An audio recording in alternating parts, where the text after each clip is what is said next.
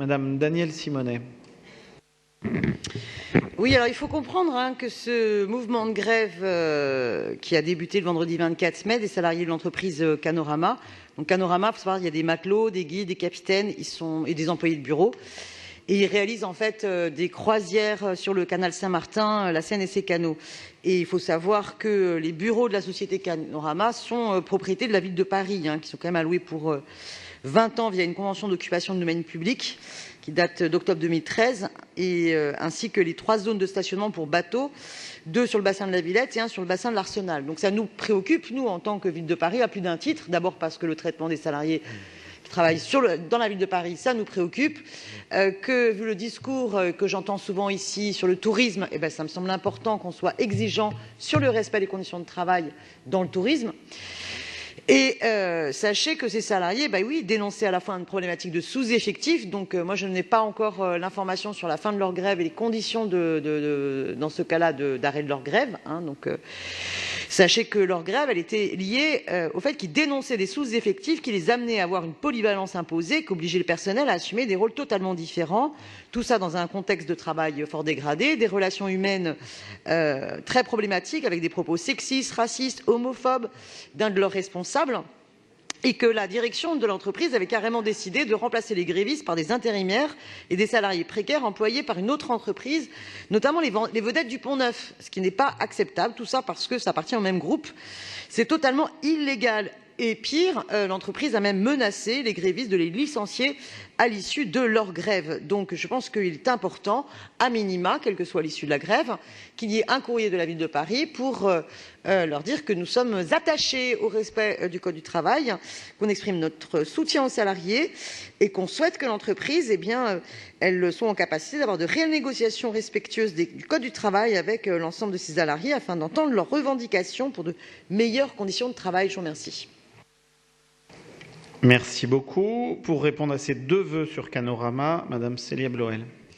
Merci beaucoup, Monsieur le maire, et merci pour vos interventions sur cette situation particulière de Canorama. Je tiens d'abord à vous rassurer sur le fait qu'évidemment, nous, ville, via notamment les agents des services des canaux, avons été très attentifs à ce mouvement social qui, par ailleurs, a effectivement trouvé un terme le 3 juin dernier suite à un accord entre les salariés et la direction dont je dois avouer je n'ai pas le détail.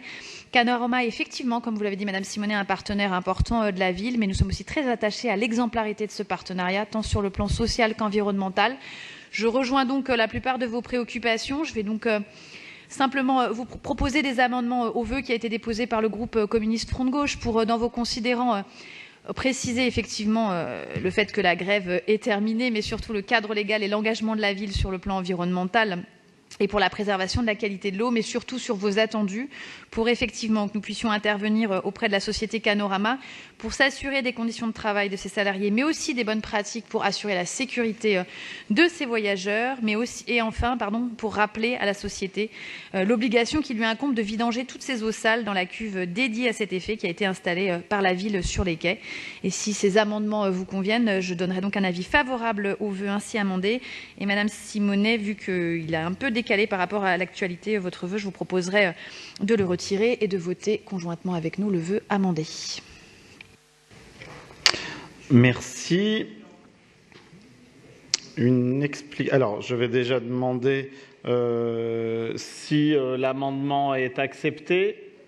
Donc, pour le vœu numéro 59 du groupe communiste Front de Gauche, l'amendement est accepté. Madame Simonet, est-ce que le vœu est maintenu?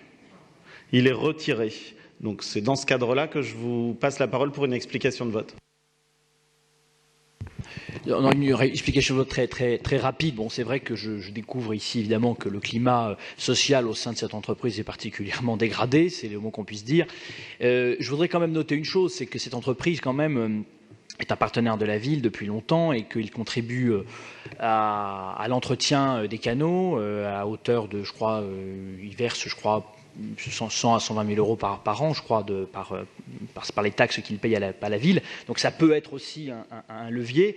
Hein, la mairie de Paris pourrait utiliser ce levier pour inciter davantage Canorama à participer à l'amélioration de la qualité de l'eau des canaux.